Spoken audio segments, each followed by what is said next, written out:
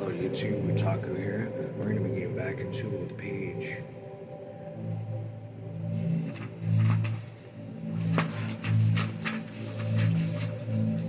312, The Grapes of Wrath. Before we begin, we're going to be getting our eucalyptus inhalation ritual, but if you haven't been here before, please go to my channel description to get a better idea of what and who my channel is for. Thank you for joining me again if you have been here before, and let's begin.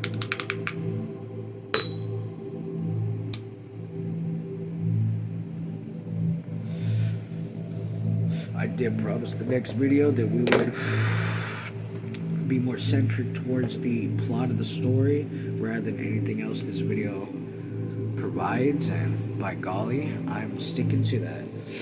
Alright, so top of the page at 312, The Grapes of Wrath. Yes, sir, Timothy replied, and it's a responsibility. All of them people, we're doing our best, and the people at camping are doing their best.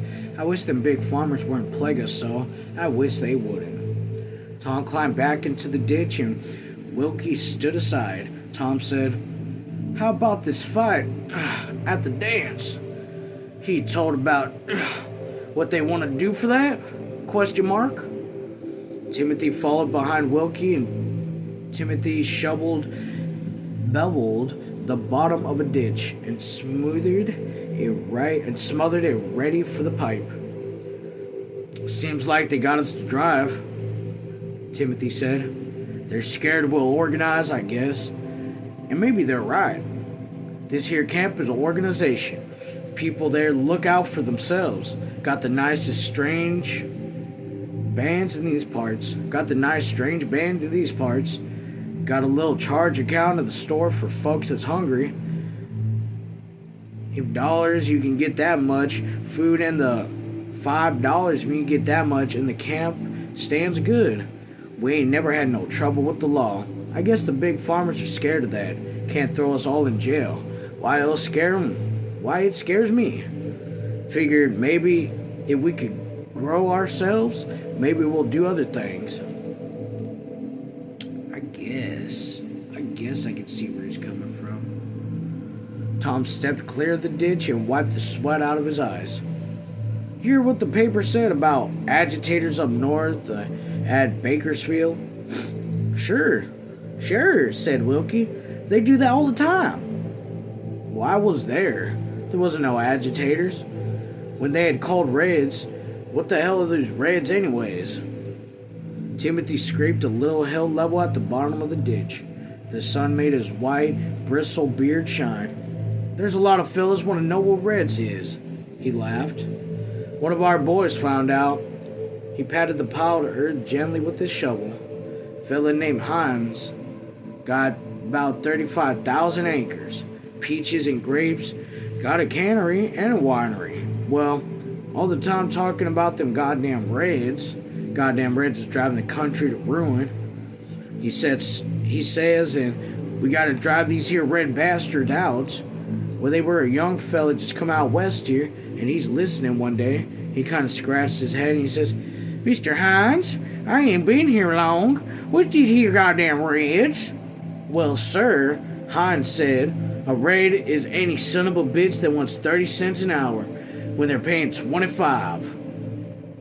When this young fella, he thinks about her, and he scratches his head and says, well, Jesus, Mr. Hines, I ain't a son of a bitch, but if there's what a Red is, why, I want 30 cents an hour. Everybody does. Hell, Mr. Hines, we're all Reds.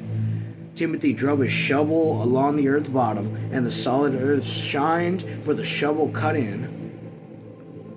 Yeah, like that little impression I had. I just felt like, making him sound like a touched, as they call it in the story. I'm gonna drink a little bit of water.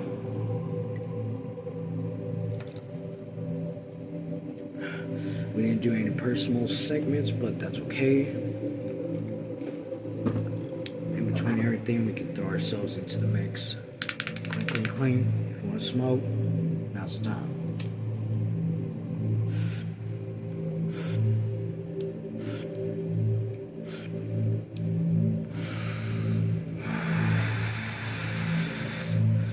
to get a big enough smoke that acts like ghost through this. Hold on.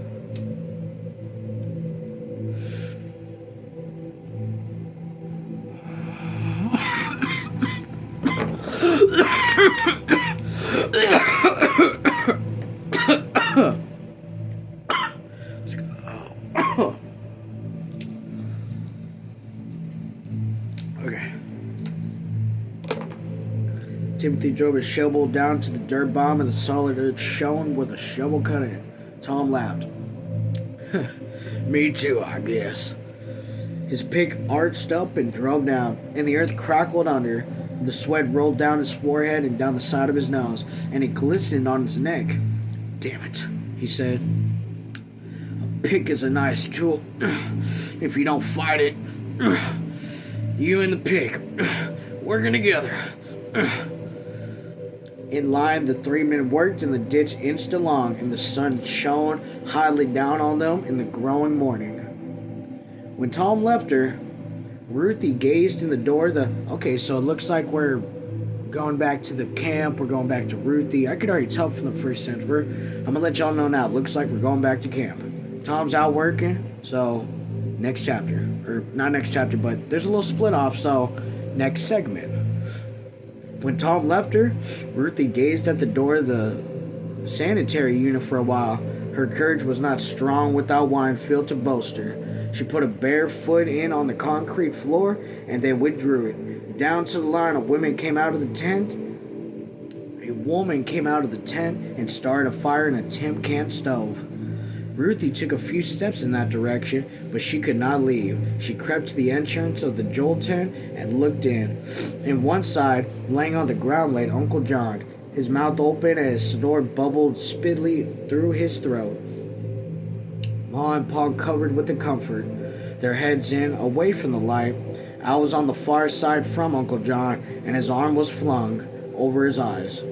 Near the front of the tent, Rosa, Sharon, and Winefield laid, and there was plenty of space where Ruthie had been. Beside Winefield, she squatted down and peered in. Her eyes remained in Winefield's toad head, and she looked. The little boy opened his eyes and stared out at her, and his eyes were solemn. Ruthie pulled her fingers to her lips and beckoned with her other hand for him to come. Winefield rolled his eyes over to Rosa Sharon.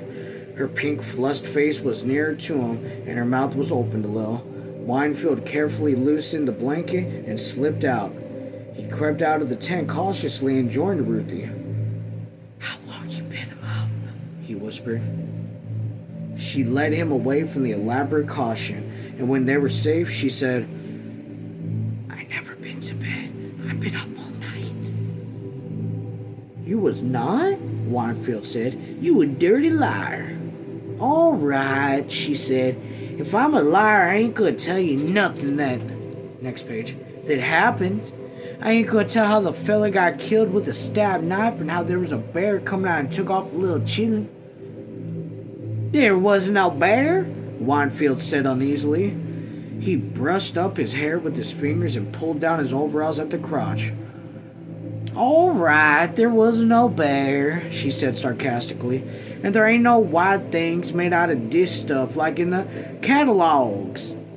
Winefield regarded her gravely. He pointed at the sanctuary units. "In there?" he asked. "I'm a dirty liar," Ruthie said singingly. "It ain't do me no good to tell you stuff like that." "Let's go in," Winefield said. "I've already been," Ruthie said. "I've already sat on them. I even peed on one of them." "You never neither," said Winefield. They went to the unit building, and that time Ruthie was not afraid. Boldly, she led the way into the building. The toilets lined one side on the large room, and each toilet had its compartment with a door in front of it. The porcelain was gleaming white. Hand basins lined another wall, while in the third wall there were 4 shower compartments. "There," said Ruthie. "Them's the toilets. I seen them in the catalogs." The children drew near one of the toilets. Ruthie, in a burst of bravado, boosted her skirt and sat down. "I told you I'd been here," she said, "and to prove it, there was a little tinkle of water." She said, and to prove it, there was a little tinkle of water in the bowl. Winefield was embarrassed. His hand twisted the flushing lever. There was a roar of water. Ruthie leaped into the air and jumped away. She and Winefield stood in the middle of the room and looked at the toilet. The hiss of water continued in it. "You done it," Ruthie said. "You went and broke it. I seen you." "I never, said Winefield. "I seen you," Ruthie said. "You just ain't to be trusted with no such nice stuff." Winefield sunk in his chin. He looked up at Ruthie and his eyes flared with tears. His chin quivered, and Ruthie was instantly contrite. What? I can't believe I've never seen this word before. Contrit. Contrite? Never mind you, she said. "I won't tell on you. We'll pretend like she was already broken. We'll pretend we ain't even seen it here." She led him to the building. The sun leapt onto the mountain now, shone on the congregated iron roofs of the 5 sanitary units. Sanitary, gosh, look, I really want to say this word wrong. I just know better. It's sanctuary. I really want to say sanctuary, for fuck's sakes. Shone on the gray tents and on the sweat ground of the streets between the tents, and the camp was waking up. The fires were burning in camp stoves, and in the stoves made a kerosene can out of sheets of metal. The smell of smoke was in the air. Tent flats were thrown back, and people moved about the streets. In front of the Joel tent, Mom stood looking, and down the street, she saw the children came over to them. "I was worried," Ma said. "I didn't know where you were." "We was just looking," Ruthie said. "Well, where's Tom? You seen him?" ? Ruthie became important. "Yes, ma'am. Tom, he got me up and he told me what to tell you." She paused to let her importance be apparent. "Well, what?" Ma demanded. "He said, tell you." She paused again and looked to see Winefield appreciate her position. Ma raised her hand and back at it towards Ruthie. Whew. No, this is what Ma just did. She was like, because Ruthie was trying to seem important, so you know what Ma did? That's right. She really, came at her with this.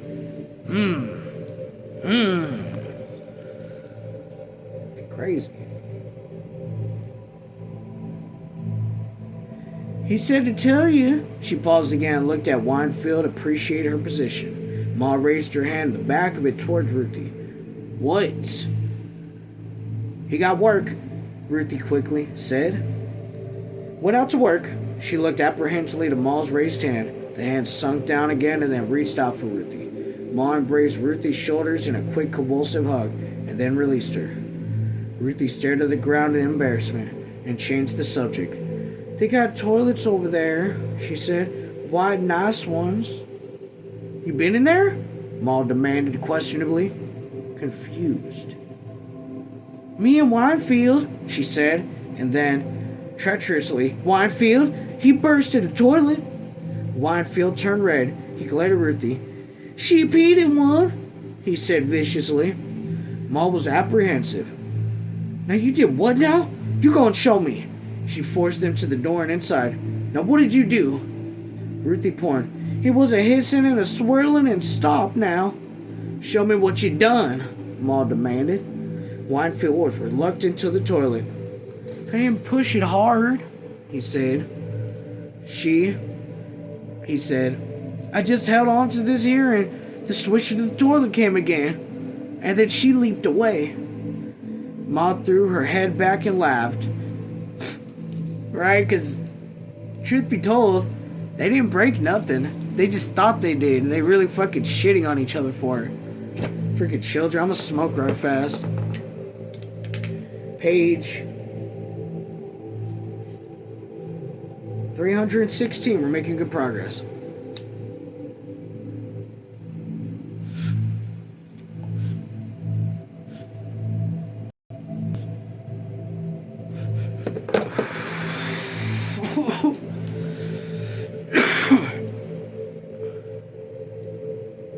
Ma threw her head back and laughed, while Ruthie and Winefield regarded her resentfully.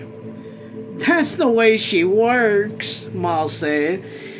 I've seen them before. What did you finish? You push that? When you finish, you just push that. She pointed to it. The shame of their ignorance was too great for the children to stand there still. They went out to the door and they walked down the street to stare at a large family eating breakfast. That's about as funny as like them thinking they lost the toilet is for them to just go and walk away and watch a big family eat their breakfast is some childish shit. Like, honestly, that's very freaking like kiddish to sit there and just like be so wrong that you literally go watch a family eat breakfast. Ma watched them out of the door and then